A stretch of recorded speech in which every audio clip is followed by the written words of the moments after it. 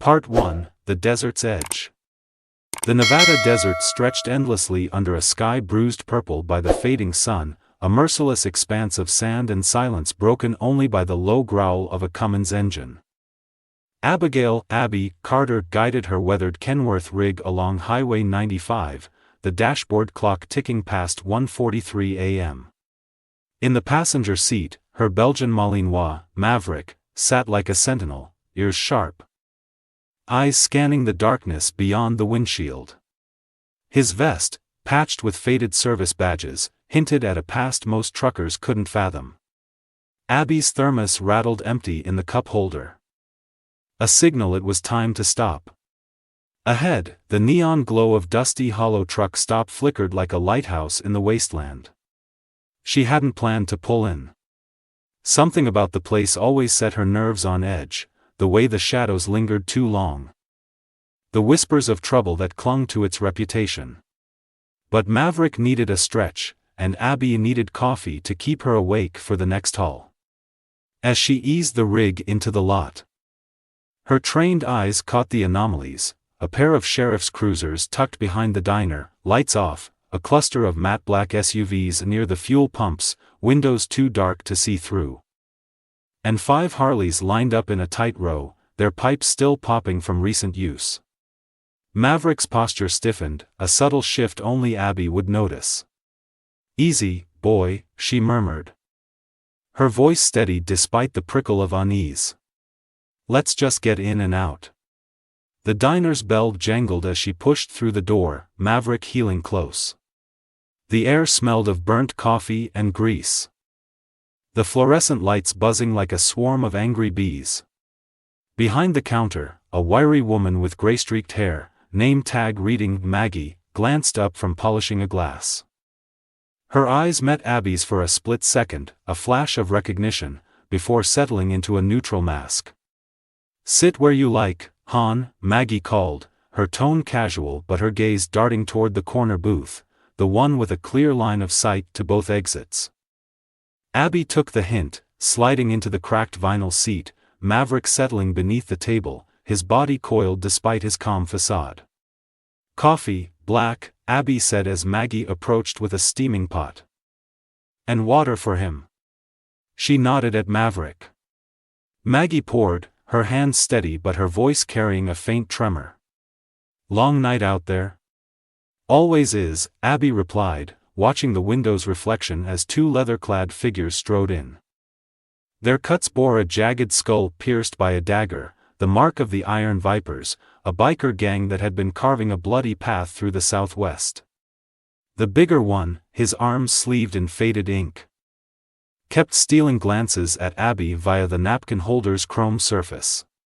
Outside, a sheriff's cruiser rolled into view, its headlights slicing through the dark. Maggie's shoulders tightened, and she muttered under her breath, "Sheriff Dawson's been real cozy with our new guests lately. Funny how his kid's driving a new F-150 on a deputy's pay." The door chimed again, and in walked Royce King Maddox, the Iron Viper's enforcer. He was a slab of a man, 6'4" with a face like a butcher's block, scarred, hard, and unyielding. His presence sucked the air from the room, even without his cut screaming authority. He scanned the diner, his gaze locking on Abby and lingering on Maverick before shifting to Maggie. "Evenin', Mags," he rasped, his voice a gravel pit. "Heard you've been havin' some issues with the county, health code stuff. Be a damn shame if this place got shut down." "No trouble here," Maggie replied, her tone flat but her knuckles widening around the coffee pot. "Just keepin' things clean." "Good to know," Royce said, his smirk cold as a snake's belly. "We're workin' hard to keep this town safe. Hate to see a local spot suffer." He turned his attention to Abby, sauntering toward her booth with the swagger of a man used to getting his way. Maverick's ears twitched, his muscles tensing against Abby's leg as she kept her posture loose, sipping her coffee like she hadn't a care in the world. "Don't see many lady truckers out here," Royce said, planting his hands on the table's edge, his leather creaking. "'Specially not with a mutt like that." What's his deal? Service dog, Abby answered, her voice even. Helps with the stress. Long roads, you know. Royce slid into the booth uninvited, his bulk crowding the space. 2 more Vipers took up positions, one near the door, the other drifting toward the kitchen. Their spacing was too deliberate, too practiced. These weren't just thugs, they moved like they'd been drilled. Friendly guy, huh? Royce said, his eyes never leaving hers. Things are changin' around here, sweetheart. Smart folks know it's good to have friends, especially independents like you. Maverick's growl was a low rumble. Barely audible, but Abby felt it through the floor.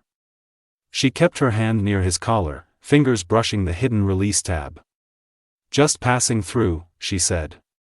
Not looking for friends or trouble. Trouble finds you sometimes, Royce leaned in, his voice dropping. Take Maggie here, nice lady, but she's been having all kinds of problems lately. Inspections, suppliers cuttin' her off. Funny how that happens when you don't play ball. The diner door swung open, and Deputy Sarah Klein stepped in, her uniform crisp despite the hour. She was young, maybe 25. With a jaw set tight and eyes that carried too much weight for her age. Evenin', Royce, she said, her hand resting near her holster. Everything all right? Just welcomin' a traveler. Royce grinned, all teeth and no warmth. How's your old man holdin' up, Sarah? Heard he took a nasty spill, truck brakes gave out, right? Damn shame. Sarah's face hardened. But she kept her cool. He's tough. Doc say he'll pull through. Lucky man, Royce said, watching her like a hawk. Good thing we've been helpin' with those bills. We take care of our own. Abby catalogued every word, every glance. The black SUVs outside hissed as one pulled around back, and through the kitchen window, she caught flashes of movement, figures being hustled from the vehicle into the building. Her mind clicked into gear, 15 years of Marine Corps instinct kicking in. This wasn't just a shakedown. The Vipers, the crooked cops, the SUVs, it smelled like a machine. Something bigger than a biker gang flexing muscle. Your dog's got a real stare, Royce said, snapping her focus back. He reached into his jacket, slow and deliberate, testing her. Maverick's hackles rose, a silent warning. Service dogs don't usually look like they've seen combat. You ex-military or something? Family thing, Abby deflected, her hand steady near Maverick's collar. He's just protective. Royce's smile didn't reach his eyes. Funny. Most pets don't carry themselves like that. Sarah edged closer, her presence a wild card. Royce, sheriff's expectin' you at the station later. She cut in. Somethin' about a meetin' dot. Royce's jaw ticked, irritation flashing. Always somethin' to do, he said, sliding out of the booth. Think about what I said, sweetheart. Roads can get real dangerous for loners. He paused by Maggie's counter. Oh, and Mags, inspector's comin' tomorrow. Hope you're ready. The Vipers filed out, their bikes roaring to life. But Sarah lingered. Shouldn't have stuck my neck out, she muttered once they were gone. But I've seen how those chats end. Your dad's accident, Abby said, keeping her tone neutral. What really happened? Sarah's hand clenched. Brakes failed right after he started pokin' into missing truckers, guys who vanished on this route. Sheriff called it bad luck. I call it bullshit. Maggie approached, her voice a whisper. They're usin' my back room. Don't know what for, but at night, I hear cries, people, not animals. Abby's gut twisted. The SUVs, the Vipers' tactics, the corrupt law, it was a trafficking ring, cloaked in leather and chrome. And she just rolled into the middle of it. Maverick's ears flicked as more engines rumbled outside, another wave of trouble pulling in. She had contacts, old Marine buddies who'd drop everything for a call like this. But for now, she had to play dumb, let Royce think she was just a scared trucker. Stay sharp, she told Sarah, slipping her a burner phone number scribbled on a napkin. This ain't over. As the night deepened, Abby knew one thing: the Iron Vipers had picked the wrong woman to mess with. And when her team showed up, this truck stop would become their reckoning. Part 2, The Storm Breaks. The dusty hollow truck stop sat like a pressure cooker under the desert moon. Its neon sign stuttering as Abby leaned against her rig, Maverick at her side. She'd waited 30 minutes after Royce and his Vipers peeled out, long enough to sell the image of a weary trucker minding her own business. But her mind was a battlefield, mapping every detail: the SUVs circling back, the sheriff's cruiser still lurking, the faint sobs Maggie had mentioned drifting from the diner's rear. This wasn't a shakedown gone wrong, it was a goddamn operation, and Abby had stumbled into its heart. She reached under the passenger seat, popping a hidden panel to reveal a sat phone. Its matte finish scratched from years of use. Her fingers hovered over the keys, then punched in a number etched into her memory. 3 rings, then a gruff voice answered, "Daniels." "It's Carter," she said, keeping her voice low, eyes on the mirrors. "Remember that smuggling ring we busted in Fallujah? The one that cost us Riley?" A long pause. "You're supposed to be out." "Abby." "Past came knockin' tonight," she replied. Iron Vipers MC running a hub out of a truck stop in Nevada. Local laws dirty, and they're moving people, human cargo. Military-grade tactics. 2. This ain't just bikers playin' tough. How many? Daniel's tone shifted, all business. 10 visible, but they've got muscle, pro-level. Leader's Royce Maddox, calls himself King. Moves like he's seen combat, maybe spec ops. Maverick's ears perked as a patrol car cruised by, too slow for comfort. "They're sloppy tonight, runnin' product right now. 3 SUVs. More comin'. Assets? Deputy Klein's clean, maybe workable. Rest are bought or scared shitless. I've got Maverick, and somethin' they don't know about yet." Daniels chuckled. Dark and low. "Team's been itchin' for a fight. Me, Torres, and Hayes are still active. Wheels up in 4 hours. Make it 3, Abby said, spotting movement near the diner's back door, 2 Vipers hauling a slumped figure toward an SUV. "They're gettin' twitchy. Somethin' spooked 'em into movin' fast. Recon only," Daniels warned. "Don't go in solo." "Wouldn't dream of it," she lied, knowing he'd see through it. The call ended as headlights swept her rig, more Vipers rolling in, their bikes fanning out in a textbook sweep. These weren't the same crew, their patches marked them as enforcers from a Utah chapter. Maverick tensed, his growl a whisper as 2 riders circled her truck, eyeballing her plates. Inside the diner, Maggie was cornered by a suit, too slick for this dust bowl, his posture screaming money and menace.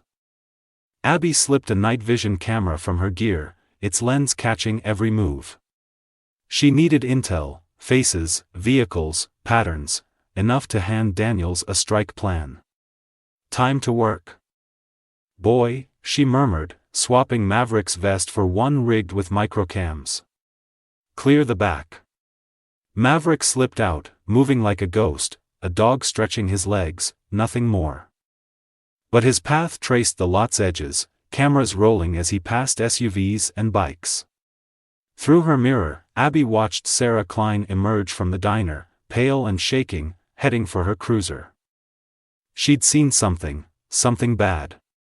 The Vipers made another pass, boots crunching gravel, their gear poorly hidden under leather, tactical vests, sidearms, the works.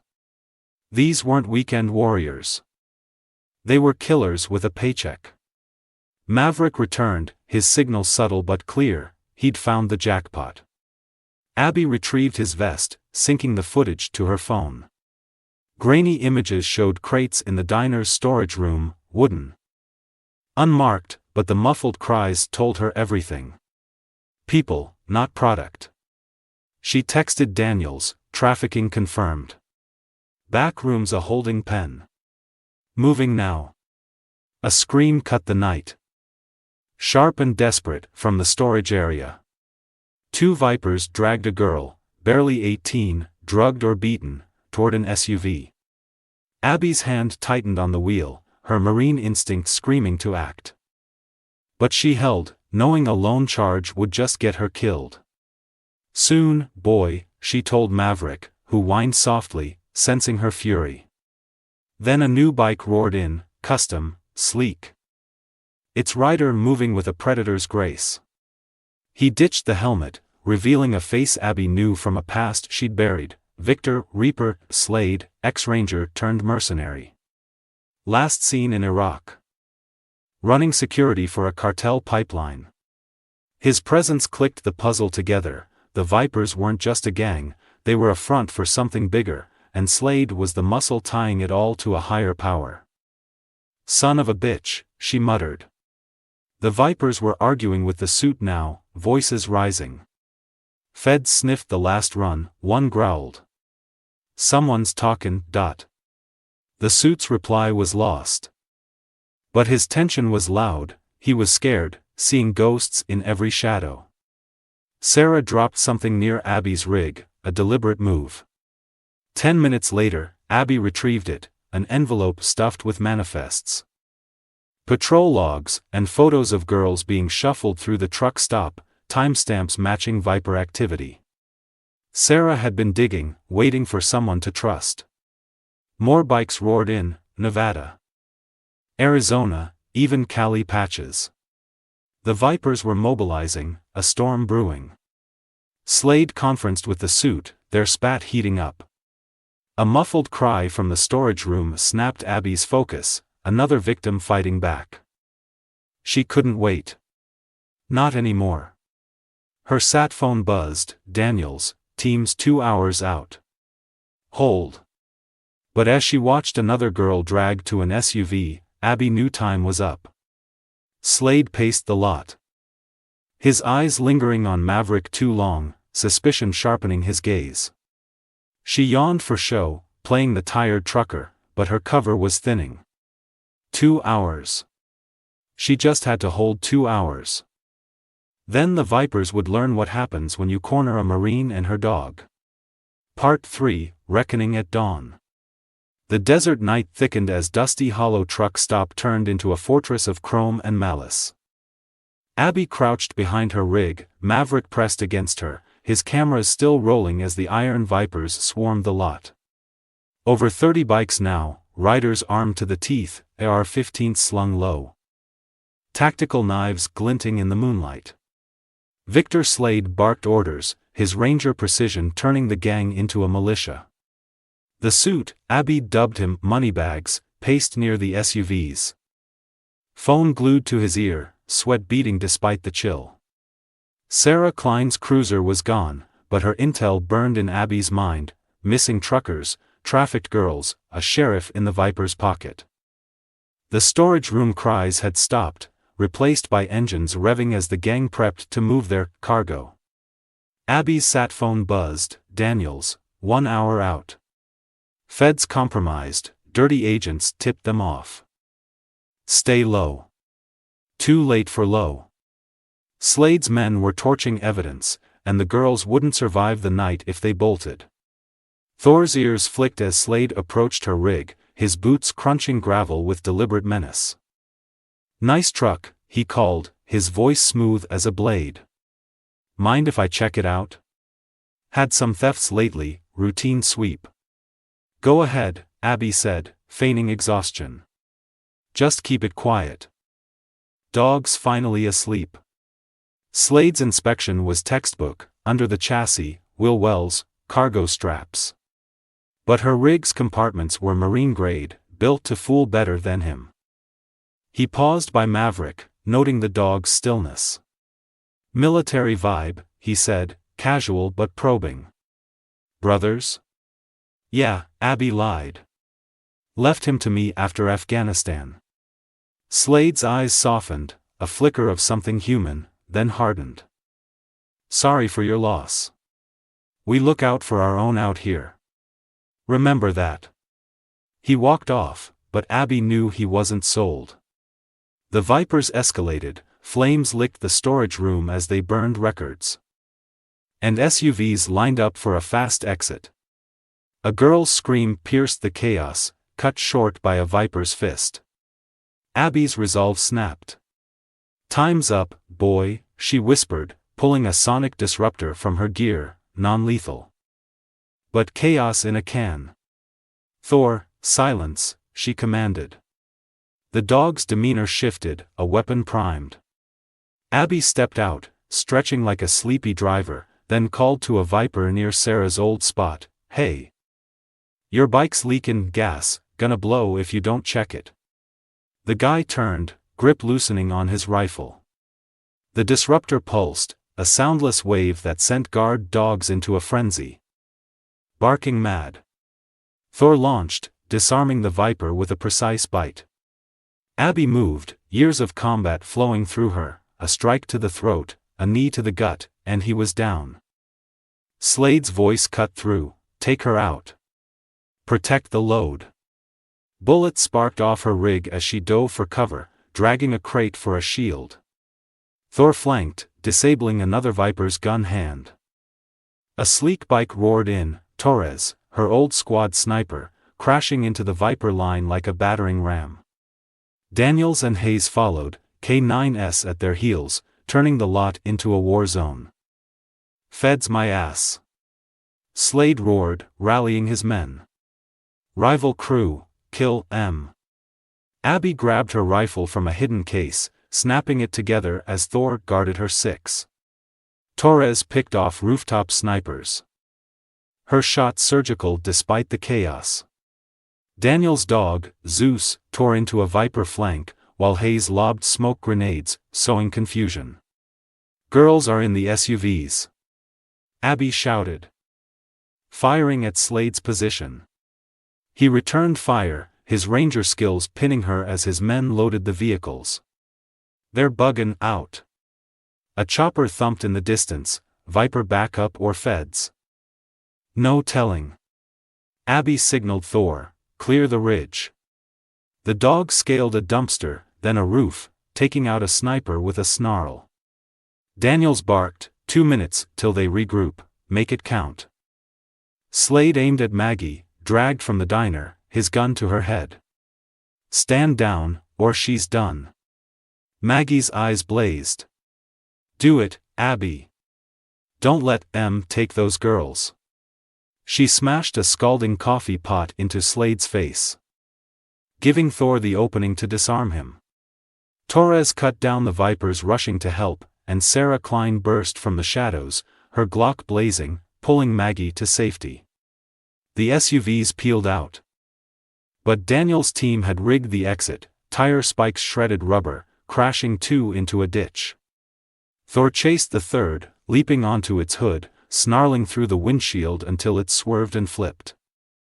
Dawn broke as feds finally rolled in, legit ones this time, cuffing Vipers and freeing the girls. Slade, bloodied but alive, glared from the dirt. "You don't know what you've started." He spat. "This ain't the end." Abby knelt by Thor, his muzzle red but his eyes sharp. "Yeah," she said, watching the desert horizon. "But it's a hell of a start." Lesson from the story. Courage isn't just about facing danger, it's about standing up when no one else will, even when the odds are stacked against you. Abby Carter and her loyal K9, Maverick, didn't wait for permission to fight for what's right. They took on a ruthless gang, exposed corruption, and saved lives because they refused to look the other way. The real strength lies in loyalty, preparation, and the will to act. No matter how dark the night gets. What do you think? Could you stand up like Abby in a moment of crisis? Have you ever had a furry companion like Maverick who'd have your back no matter what? Drop your thoughts in the comments below, we'd love to hear your stories. And if this tale of grit and justice hit home, smash that like button, subscribe, and ring the bell so you don't miss our next story. Let's keep the conversation going. Tell us where you're watching from and what kind of dog and human adventure you want to see next.